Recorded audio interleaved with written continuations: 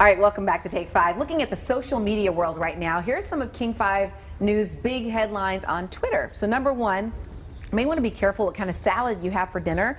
The CDC is warning you to throw out chopped romaine lettuce because it could have E. coli. Number two, Wells Fargo has been fined $1 billion. It's to settle mortgage and auto loan violations, and those violations resulted in customers paying extra fees.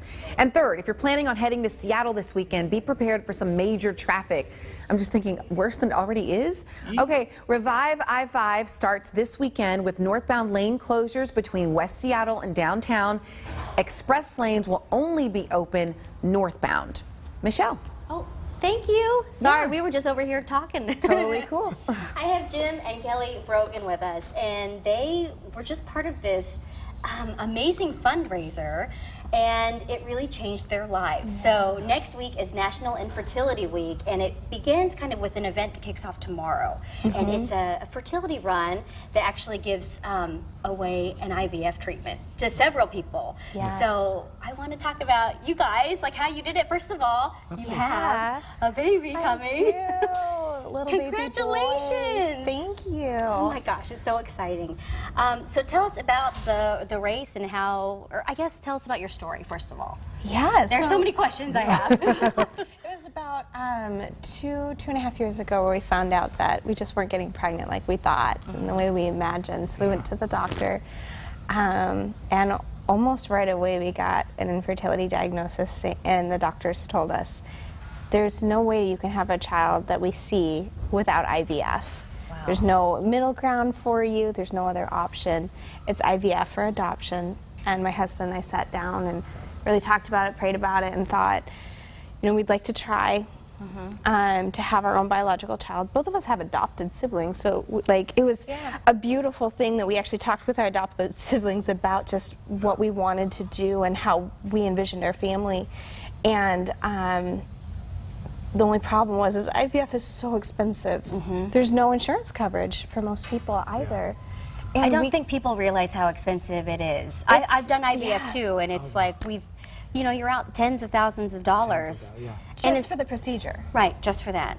And so we actually we started a GoFundMe originally, and through friends and family and just through social media ended up raising about enough to do a full an procedure, including all the meds that's not part of the 10 grand, that's part of the procedure. So unfortunately we did the IVF procedure and then we miscarried, and we lost all of those babies. And we lost all of everything. And so at that point, you finally get tens of thousands of dollars to do this, and you're like, okay, we got this one shot, and then you miscarry, and you're like, okay, now where do we go from here? And so it is devastating because I've been in that situation too, and you really do grieve like the loss of hope or your future. Can you show everyone your tattoos? Explain those. We also have a picture of those too. The original IVF procedure that we did that we miscarried, I got this tattoo. It was the only picture that we'll ever have of the baby that we lost. And so while we were going through the procedure, you don't know boy, girl, or anything, so we just called them Bean. And so we got tattoos of coffee beans on our arms and stuff like that. So. But the reason you wanted the picture of our little bean on your arm was? I'll never get to hold Bean, but I'll get to hold and think of the hope of having Bean someday and get to carry him with me. So. That's beautiful. Thank you. Well, we got to talk about the race because this is like what brought you here. So last year, we found out that through a couple of different people that they were having a first of its kind in this area event, that they were doing awareness raising, fundraising, but then they were going to be raffling off prizes of IVF procedures, which is incredible. And we have a beautiful family and church and community around us that got excited with us and bought raffle tickets and joined our team and supported us. And we built up a team to go with us. And That's you when you won. yeah. And we won the very last procedure. We actually, while we were there, we made lots of friends with some of the other couples that were also wanting to win one of the procedures, and it kind of turned into, we desperately wanted one, but if we couldn't, we wanted our friends. Right. And they won too. Oh my gosh. So we've been going through it together and just having made a good friend, a good family friend, and someone for our babies to grow up together.